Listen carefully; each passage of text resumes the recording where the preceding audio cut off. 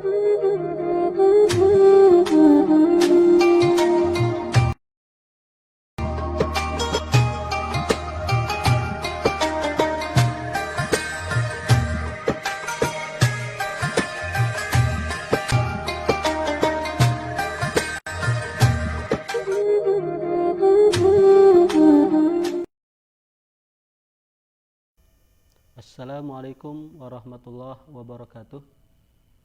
Alhamdulillah, wassalatu wassalamu ala rasulillah wa ala alihi wa sahbihi wa man wala. Wala haula wala quwata illa billah. Alhamdulillah, puji dan syukur kita panjatkan kepada Allah Subhanahu wa taala. Pada kesempatan hari ini saya bisa kembali berjumpa dengan Anda semua. Alhamdulillah, di pertemuan sebelumnya kita sudah membahas hadis-hadis yang berkaitan dengan keutamaan ilmu ulama. Kita akan lanjutkan kajian kita masih di pembahasan keutamaan ilmu dan ulama di bab yang pertama ini. Kemarin dibacakan hadis man salaka tariqan yaltamisu fihi ilman sahalallahu lahu tariqan ilal jannah wa innal malaikata la tad'u ajnihataha ridaan li talibil ilmi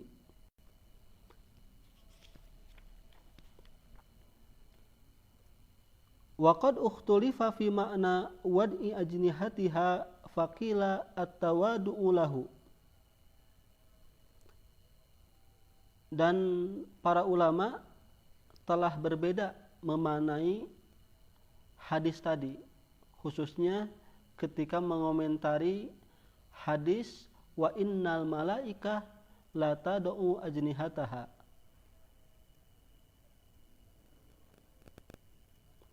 Nah, mereka berbeda pendapat dalam makna wad'i ajnihatiha.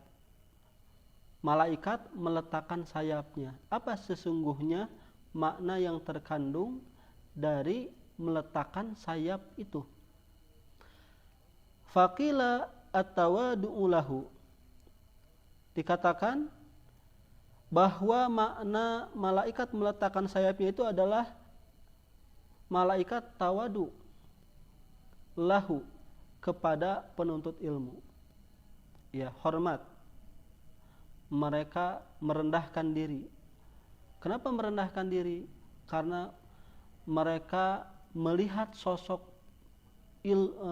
ulama itu adalah sosok yang terhormat. Makanya mereka merendahkan diri mereka di hadapan para penuntut ilmu.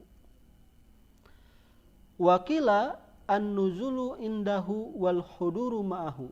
Dan dikatakan juga di pendapat yang lain, maknanya adalah malaikat turun di tengah-tengah para penuntut ilmu, wal huduru ma'ahu, dan hadir bersama mereka. Makna yang lain, wakila at-tauqiru wa ta'zimu lahu. Nah, untuk makna yang ketiga, malaikat hormat, malaikat mengagungkan kepada para penuntut ilmu. Wakila maknahu tahmiluhu alaiha fatu'inuhu ala bulughi maqsidihi. Makna yang lain adalah malaikat membawa penuntut ilmu itu, kemudian malaikat membantunya untuk mencapai cita-citanya, mencapai maksud-maksudnya. Ya. Itu makna malaikat meletakkan sayap kepada penuntut ilmu. Ya, luar biasa. Kita melihat keagungan para penuntut ilmu, keagungan para ulama. Ya. Di pertemuan kemarin kita sudah membahas para malaikat itu mereka memohonkan ampun untuk penuntut ilmu. Mereka memohonkan ampunan untuk para penuntut ilmu. Selain malaikat, penduduk yang ada di langit juga yang ada di bumi, mereka pun bertasbih, mereka pun beristighfar kepada penuntut ilmu. Bahkan hewan-hewan yang ada di air. Wa amma ilhamul hayawanat bil istighfari lahum, adapun hewan-hewan memohonkan ampun bagi penuntut ilmu, faqila li'annaha khuliqat limasolihil ibad wa manafi'ihim. Nah, kenapa hewan-hewan sampai memohonkan ampun untuk para penuntut ilmu? Karena hewan-hewan tersebut diciptakan oleh Allah Subhanahu wa taala untuk kemaslahatan hambanya. Mereka diciptakan agar manusia bisa mengambil manfaat dari hewan-hewan yang Allah ciptakan tadi. Ya. Nah, wal ulama humul ladzina yubayyinuna ma yahillu minha wa ma yahrumu. Dan para ulama, para ahli ilmu, merekalah orang-orang yang menjelaskan apa saja yang halal untuk mereka, ya, apa saja yang halal untuk dimakan oleh manusia dari hewan-hewan yang ada tadi, dan apa yang diharamkan. Wa yusuna bil ihsani ilaiha, dan para ulama mewasiatkan agar berbuat baik kepada para hewan, ya, kepada hewan-hewan yang ada. Wa nafyid darari anha, dan menolak kemudorotan kepada hewan-hewan. Nah, jadi para ulama adalah orang yang sangat tahu bagaimana memperlakukan hewan-hewan. Nah, karena mereka terikat dengan aturan Allah, karena mereka paham hukum-hukum Allah, khususnya yang berkaitan dengan interaksi manusia dengan hewan-hewan, maka hewan-hewan pun mereka merasa diagungkan, merasa diberikan perlakuan yang spesial, ya, karena mereka diberikan perlakuan yang semestinya, sehingga mereka pun ridho, akhirnya memohonkan ampunan untuk para ulama, para penuntut ilmu. Kalau kita bisa melihat fenomena hari ini, orang yang tidak punya ilmu, mereka merusak alam, mereka merusak lingkungan, ya. Kita bisa melihat bagaimana hutan-hutan mereka gunduli, kemudian binatang mereka buru tanpa mereka perhatikan keberlangsungan hidup mereka, ya. Bahkan kerusakannya bisa terjadi di daratan ataupun di lautan karena ulah tangan manusia, sebagaimana yang Allah firmankan dalam surat Ar-Rum, "Dhaharal fasadu fil barri wal bahri bima kasabat aydin nas." Telah nampak kerusakan di daratan dan di lautan, ya, bima kasabat aydin nas, karena tangan-tangan manusia. Karena perbuatan manusialah akhirnya kerusakan-kerusakan yang terjadi di alam semesta ini. Nah, para ulama, mereka adalah orang yang faham memperlakukan hewan-hewan tadi. Ya, makanya pantas kalau para hewan-hewan yang ada pun akhirnya memberikan doa kepada para penuntut ilmu. Ya.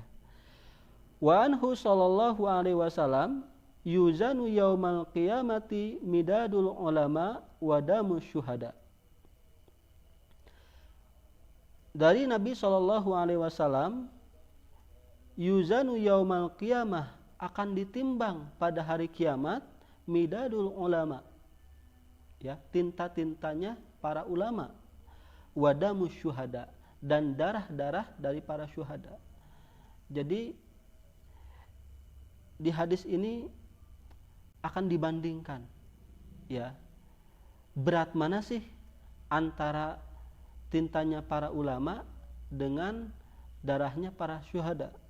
Qala ba'duhum hadza ma anna a'lama li syahid damuhu wa adna ma lil alim midaduhu. Ya. Sebagian berkata, ya, dalam hadis ini dikatakan bahwa yang dikorbankan oleh para syuhada, orang-orang yang berperang di jalan Allah Subhanahu wa taala itu, mereka korbankan yang paling berharga adalah darahnya. Ya. Sementara yang dikorbankan oleh para ahli ilmu, oleh para ulama adalah tintanya. Ya. Wa adna malil alim midaduhu. Sementara yang paling rendah yang dikorbankan oleh para ulama adalah tintanya. Ya. Tapi ketika ditimbang, ya, ketika ditimbang ternyata tintanya para ulama lebih berat daripada darah yang dikorbankan oleh para syuhada. Ya. Luar biasa sekali. Ya. Makanya ulama menulis sebuah masalah, misal hanya beberapa masalah saja, itu ketika ditimbang nanti pada hari kiamat lebih berat daripada darah yang bercucuran dari para syuhada. Ya. Wa anhu sallallahu alaihi wasallam ma'ubidallahu bi syai'in afdala min fiqhin fid din wala faqihun asyaddu 'ala syaitan min alfi abid.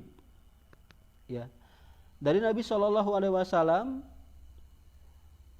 tidaklah Allah Subhanahu wa taala disembah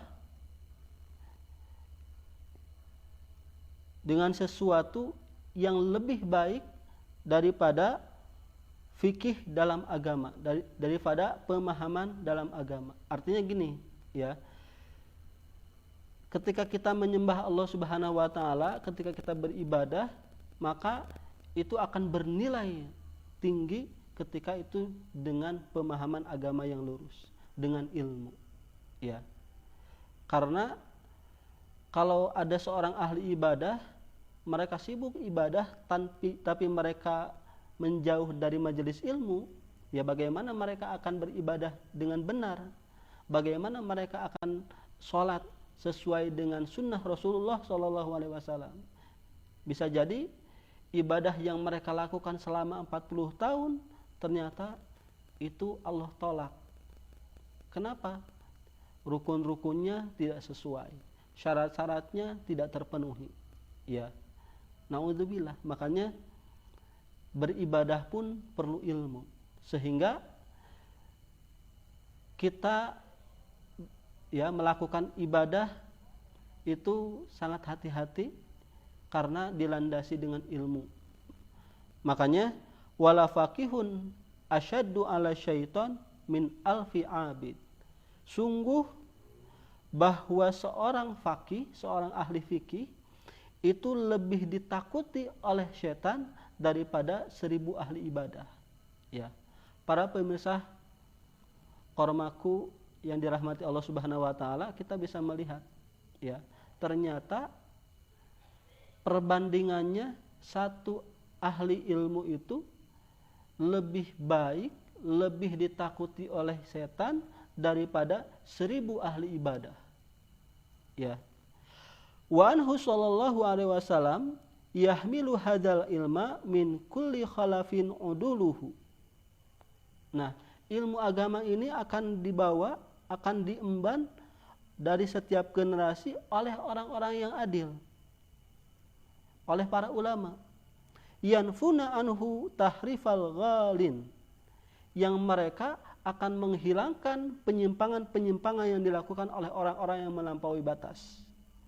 Wantihalal mubtilin, dan akan menghancurkan orang-orang yang mendustakan terhadap agama, orang-orang yang akan melakukan kebatilan-kebatilan di dalam pemahaman agama.